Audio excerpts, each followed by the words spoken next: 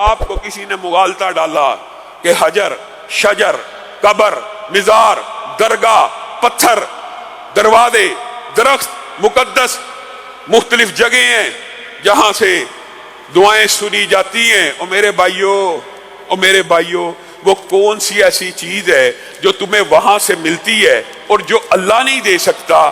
تم اولادیں مانگنے در در کی ٹھوکریں کھانے جاتے ہو، تم اولادوں کے لیے فلاں کام کے لیے، اور کہتے ہیں اولیاء اللہ ہیں، نیک لوگ ہیں، انہی سے مانگ لیا جائے، پیروں فقیروں سے مانگ لیا جائے، درگاہوں سے مانگ لیا جائے، پھر کہتے ہو ہم ان سے نہیں مانگتے اللہ سے ہیں، مانگتے ان سے براہ راست ہو۔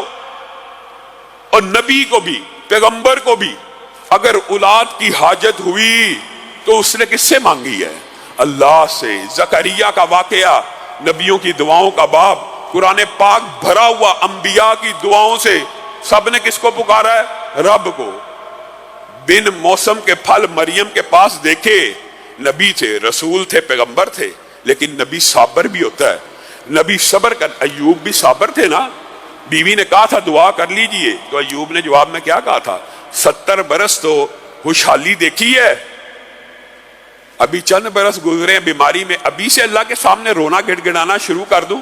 صبر کروں گا۔ بنیادی طور پہ انبیاء صبر بھی کرتے ہیں، استقامت بھی کرتے ہیں، لیکن زکریا نے بڑھاپے کے عالم میں مریم کے ہاں بن موسم کے کھل دیکھے۔ نقطہ پہلے بھی پیغمبر تھے، رسول تھے، لیکن وہاں پہ صبر کا دامن چھوڑ دیا اور کیا کہا؟ ربی لا تذرنی فردا وانت خیر الوارثین۔ اے اللہ، مریم کو بن موسم کے پھل مل سکتے ہیں تو بیوی میری بانچ ہو، میں بوڑھا ہوں، مجھے بھی اولاد مل سکتی ہے۔ اور لوگوں، انبیاء، رسول اللہ، پیغمبر بھی اولاد لینے کے لیے کس کے محتاج ہیں؟ اللہ کے۔ آپ کہتے ہو نہیں فلاں درگاہ سے مل جاتی ہے، فلاں حجر شجر قبر سے مل جاتی ہے۔ یہ پیغمبر بھی اللہ سے دعا کریں، اللہ تعالیٰ دعا بھی ایسے سنتا ہے کہ بیٹے یحییٰ کی بشارت بھی دی اور کہا صرف بیٹے کی بشارت نہیں دوں گا بلکہ نام بھی آسمان کی بلندیوں سے اتار کے اس کا رکھ دوں گا۔ میرے بھائیوں، آپ کو آج یہ مغالطہ دور کرنے کی ضرورت ہے ہمیشہ کے لیے اپنی پوری زندگی کے اندر۔ ہمارے ہاں معاشرے میں غلط العام ہے، جی ہماری دعا نہیں سنی جاتی، جی ہم دعا کرتے ہیں تو دعا کا کوئی نتیجہ نہیں نکلتا، دعا کا کوئی رزلٹ نہیں نکلتا۔ یہ بھی دعا کی قبولیت کے رستے میں ایک بہت بڑی رکاوٹ ہوتی ہے کہ انسان تعجیل کرے، جلدی کرے۔ اور اگر ہمیں حدیث کا مفہوم سمجھ آ جائے، اگر ہمارے دل میں رسول اللہ صلی اللہ علیہ وسلم کی بات اتر جائے، تو ہم کبھی بھی اپنی زبان سے یہ جملہ ادا نہ کریں، اور یہ جملہ آپ نے ارادہ کرنا ہے، آج کے بعد زبان سے ادا نہیں کرنا۔ کس وجہ سے؟ رسول اللہ صلی اللہ علیہ وسلم کی حدیث کی وجہ سے۔ رسول اللہ صلی اللہ علیہ وسلم نے فرمایا، اور یہ آپ کا اور میرا ہمیشہ کے لیے عقیدہ بن جانا چاہیے، رمضان ہو غیر رمضان ہو، رسول اللہ صلی اللہ علیہ وسلم نے فرمایا ایک بندہ جب بھی اپنے ہاتھوں کو اٹھاتا ہے، میرے بھائیوں ہاتھوں کو بندہ اٹھاتا ہے، رسول اللہ صلی اللہ علیہ وسلم نے کہا کس ہستی کے سامنے اٹھا رہا ہے؟ اللہ مالک الملک کے سامنے، جو کون ہے؟ سخی ہے، جواد ہے، کریم ہے، عطا کرنے والا ہے۔ جب بندہ ہاتھوں کو اٹھا دیتا ہے تو اس کے رب کو یہ ہاتھ خالی لٹاتے ہوئے حیا آتی ہے۔ آپ کو کس نے کہہ دیا کہ یہ ہاتھ خالی لوٹتے ہیں؟ ہاں، اللہ رب العزت ان ہاتھوں کو خالی نہیں لٹاتے، ان کو بندہ آدم کے، بندہ مومن کے، بندہ فاسق و فاجر و گناہگار کے اٹھے ہوئے ہاتھوں کی حیا آتی ہے۔ لیکن رسول اللہ صلی اللہ علیہ وسلم نے اس حیا کی ڈیفینیشن بھی دوسری حدیث میں بیان کر دی ہے۔ اگر ہم احادیث ایک دوسرے سے ملاتے چلے جائیں، یہ سارے جو بند باب ہیں یہ کھلتے چلے جائیں گے۔ رسول اللہ صلی اللہ علیہ وسلم نے یہ کہا کہ بنیادی طور کے اوپر ہر دعا اللہ رب العزت قبول فرماتے ہیں، لیکن اس کی قبولیت کے 3 طریقے ہوتے ہیں اور 3 نتیجے ہوتے ہیں، اور بندہ مومن یہ سمجھتا ہے ایک ہی نتیجہ اس کو معلوم ہوتا ہے، اور وہ یہ سمجھتا ہے یہ نتیجہ سب سے بہتر ہے، اور اللہ کے ہاں وہ نتیجہ سب سے کم تر ہوتا ہے۔ یہ بات اگر آپ کو سمجھ آ جائے تو اللہ کے فضل و کرم سے آپ میں سے کوئی شخص بھی دعا کو نہ چھوڑے. افضل العبادت یا دعا افضل ترین عبادت ہے، افضل ترین عبادت ہے. دعا کو لوگ عبادت ہی نہیں سمجھتے. اللہ کے رسول کہہ رہے ہیں کہ افضل ترین عبادت ہے، بلکہ اگلی حدیث میں کیا، الدعاء هو العبادہ، دعا ہی عبادت ہے. افضل ترین عبادت بھی دعا ہے اور دعا ہی عبادت ہے. اس کا کیا مطلب ہے؟ اس کا مطلب یہ ہے کہ آپ نماز پڑھتے ہیں، اس میں کیا پڑھتے ہیں؟ دعا پڑھتے ہیں. پوری نماز ہی دعا کا نام ہے. روزہ، اس کے اندر بھی افطار و سحر میں کیا کیا جاتا ہے؟ دعا کی جاتی ہے. حج عمرے میں دعا کی جاتی ہے. ذکر اذکار بھی دعا ہی کا نام ہے. قرآن پاک کی تلاوت، مناجات، سماجات، ساری کی ساری یہ اللہ رب العزت کی بارگاہ میں التجائیں اور فریادیں اور دعائیں ہی ہیں. تو افضل ترین عبادت بھی دعا ہے اور دعا ہی عبادت ہے. لوگ کہتے ہیں یہی عبادت نہیں جی، یہ پکارنا کون سی عبادت ہے؟ یہ عبادت کی بڑی اہم قسم ہے جو غیر اللہ کے ساتھ نہیں کی جا سکتی. اس کو بھی کس کے ساتھ خالص کرنا ہے؟ اللہ کے ساتھ. آئیے اس حدیث کی طرف. دعا کا پہلا نتیجہ رسول اللہ صلی اللہ علیہ وسلم نے جو بیان فرمایا، جو ہم نے سمجھا، اس کو عام فہم آپ کو سمجھانے کے لیے مفہوماً آپ کے سامنے رکھتا ہوں. ایک بندہ ہاتھ کو اٹھاتا ہے، ایک بندہ ہاتھ کو اٹھاتا ہے اور اللہ سے کہتا ہے اللہ مجھے 10 لاکھ عنایت کر دے. اللہ رب العزت اسے 10 لاکھ عنایت کر دیتے. 1 لاکھ مانگا، مل گیا. 10,000، 1 لاکھ، 20 لاکھ، جو اس کی طلب تھی اس دن کی یا جو اس کی حاجت تھی اس مہینے کی، اس نے ہاتھوں کو اٹھایا، اللہ عید آنے والی ہے، مجھے اتنے پیسے عنایت کر دے. اس نے 10 لاکھ مانگا، 10 لاکھ مل گیا.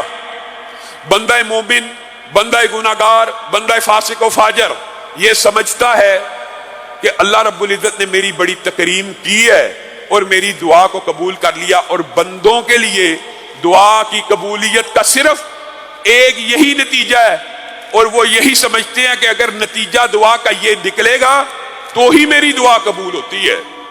رسول اللہ، یہ بات بڑی اہم ہے سمجھنے کی. رسول اللہ صلی اللہ علیہ وسلم نے فرمایا یہ دعا کا پہلا نتیجہ ہے جو بندوں کے لیے سب سے افضل ہے اور اللہ کے ہاں سب سے کمتر ہے. سبحان اللہ. اس بات کا کیا مطلب ہے؟ آپ نے لاکھ مانگا، لاکھ مل گیا. گاڑی مانگی، گاڑی مل گئی. بنگلہ مانگا، بنگلہ مل گیا. بچے مانگے، بچے مل گئے. رسول اللہ کہہ رہے ہیں آپ کے نزدیک یہ نتیجہ سب سے افضل ہے اور اللہ کے نزدیک یہ نتیجہ سب سے کمتر ہے. تو کیا دعا کا اس سے بہتر نتیجہ بھی ہے؟ جی ہاں. جو اللہ کے نزدیک اس سے بہتر ہے وہ کیا ہے؟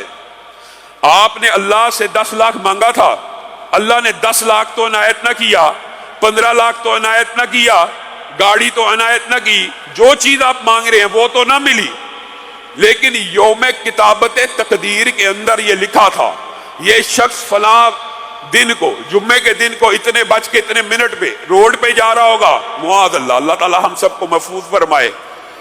اس کا ایکسیڈنٹ ہوگا، آنکھ چلی جائے گی، یا اس کا ایکسیڈنٹ ہوگا بازو چلی جائے گی، یا اس کا ایکسیڈنٹ ہوگا ٹانگ کٹ جائے گی. وہ دن آیا، فرشتے جو ان ڈیوٹیوں کے اوپر مقرر ہیں ان ڈیوٹیوں کو نبھاتے ہوئے اس دن اس کی آنکھ کو لینے کے لیے آ گئے، بازو کو لینے کے لیے آ گئے، قدم کو لینے کے لیے آ گئے.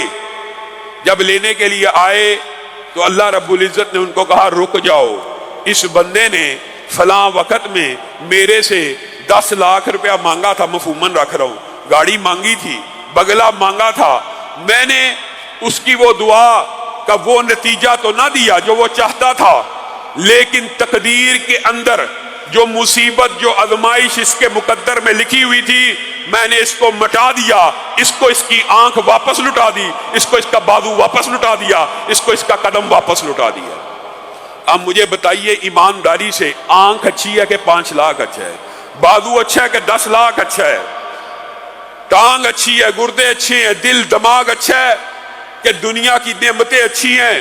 یہ اگر محفوظ ہیں، موجود ہیں، انسان دعا کرتا ہے اللہ یہ دے دے یہ دے دے، وہ دعائیں سنی نہیں جاتی. بندہ کہتا ہے میری دعا سنی نہیں جا رہی. اس کو کیا پتا اس کے مقدر میں کتنی ہی تکلیفیں، آزمائشیں، مصیبتیں تھی، بیوی کی طرف سے، بچوں کی طرف سے، بہن بھائیوں کی طرف سے، ماں باپ کی طرف سے، کاروباری دوستوں کی طرف سے، احباب کی طرف سے، معاشرے میں چلتے پھرتے یہ دعائیں تیری حفاظت کر رہی ہیں ان مشکلات سے. ان الدعاء ينفع مما نزل ومما لم ينزل. دعا ان مصیبتوں سے بھی انسان کو بچاتی ہے جو نازل نہیں ہوئی. مراد یہ ہے جو نازل نہیں ہوئی ان مصیبتوں سے بھی بچاتی ہے جو نازل نہیں ہوئی. کیوں؟ لا يرد القضاء الا الدعاء. قضاء و قدر قلم جن کو لکھ کے خشک ہو جائے ان کو کوئی چیز نہیں مٹا سکتی سوائے بندہ مومن کی دعا. دعا اس چیز کو بھی روک دیتی ہے جو ابھی نازل نہ ہوئی ہو اور دعا اس چیز کو بھی مٹا دیتی ہے جو نازل ہو چکی ہو. جس مصیبت میں جس پریشانی میں جس مشکل میں آپ شکار ہو جاتے ہیں. اور پھر یہ دعا کا دوسرا نتیجہ ہے اور یہ نتیجہ پہلے سے بہتر ہے لیکن اللہ کے ہاں سب سے بہتر نہیں ہے اور بندے کے ہاں ہو سکتا کچھ بہتر ہو.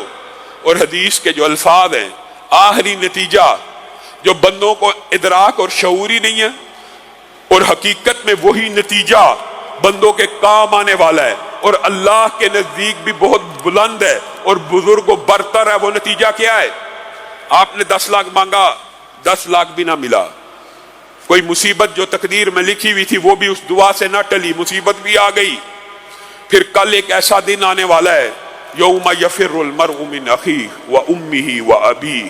بندہ اپنے ماں باپ سے بھاگ رہا ہوگا. ایک تو آپ نے علماء اور واعظین سے یہ سنا ہے کہ ہر بندے کو نفسا نفسی کا عالم ہوگا. ہر بندہ کیا چاہے گا؟ میں بچ جاؤں, پوری زمین بھی مجھے صدقہ کرنی پڑے, میں صدقہ دے کے میں بچ جاؤں. رسول پیغمبر لوگوں کو کہیں گے دور ہو جاؤ, ہمیں اپنے رب سے کلام کرتے ہوئے حیا آ رہی ہے.